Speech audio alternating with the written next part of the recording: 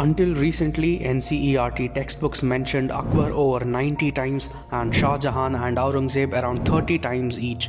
But key Indian rulers like Rani Durgavati, Ahilyabai Holkar, and Chhatrapati Shivaji got barely a mention.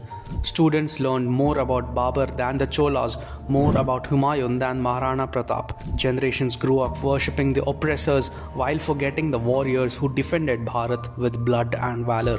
But not anymore. Things have started changing ever since the Modi government came to power. NCERT has introduced several major changes in the textbooks of classes 6, 7 and 8. Take a look at 7 major changes. Mughal chapter, brutality over glorification.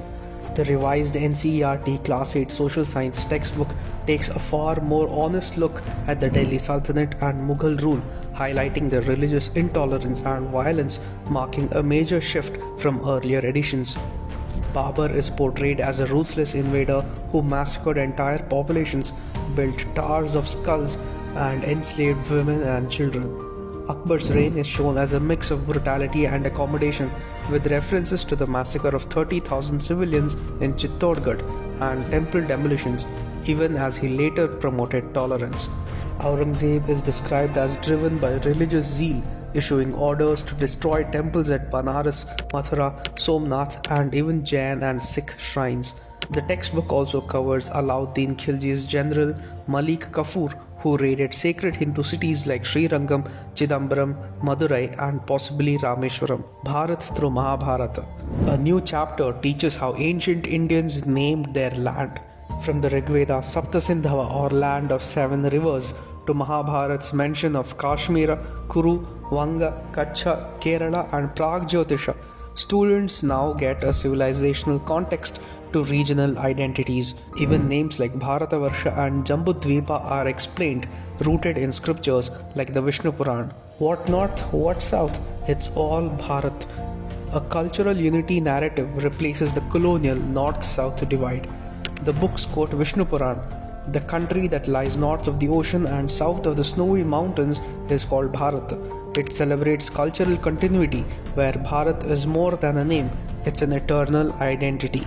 Dismantling oppressor-oppressed caste narrative. No more Marxist filters.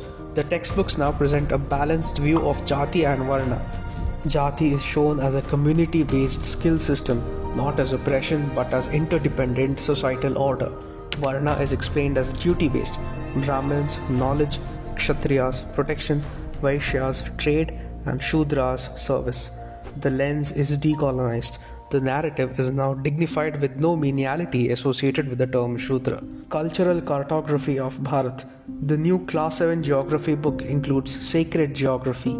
A map features Shaktipithas, Jyotirlingas, Char Dhams, Kumbh Mela sites, and Sikh, Buddhist, Jain pilgrimages.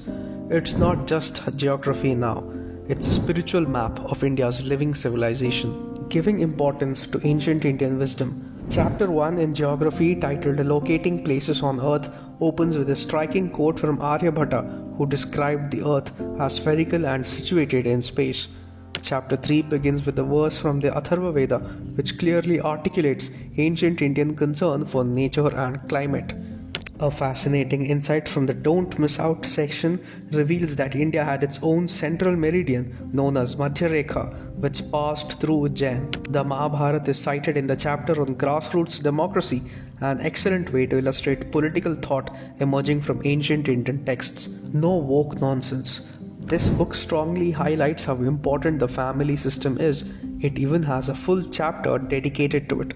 Chapter 9, called Family and Community, starts with a quote by Thiruvalluvar that sets the tone for an Indian cultural point of view.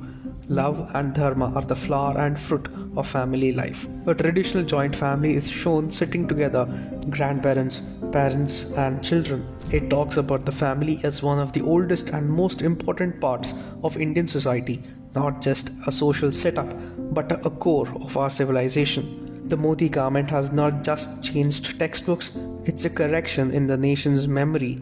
The youth of Bharat are finally being taught the truth.